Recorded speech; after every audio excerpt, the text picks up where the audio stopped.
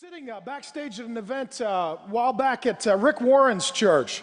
I may have heard of him. He's got a really interesting church in Southern California that has huge potential. I think it may actually turn into something someday. And I was sitting backstage, really good guy, with a number of pastors. It was a conference for pastors of larger churches doing more innovative things. To be honest with you, it was a sweet time of fellowship, great people. Really loved the people I met, including Jonathan Falwell, who I got to hang out with yesterday. It was really cool seeing so many of God's servants come together, and we were sitting backstage and we were talking about our churches, and some are doing online and churches, and some are doing video venues and multi-site and church planting and all of these new expressions of church, and the conversation was fascinating, very exciting.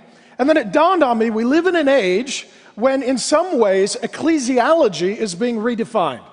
Technology has now opened opportunities for the church to express and expand itself in ways that were not previously possible.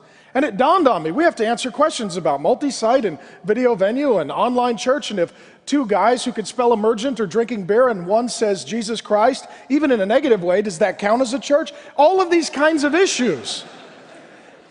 And then I started asking some of these pastors, so what is the church? And no one knew.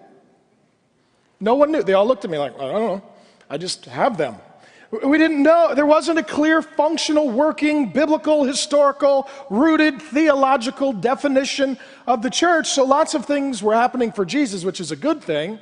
But there wasn't any clarity as to what a church is, what a church does, what a church is not, what a church does not do. So it led me on a long study as we're planting churches and campuses and using technology and the like. What does it mean to be the church?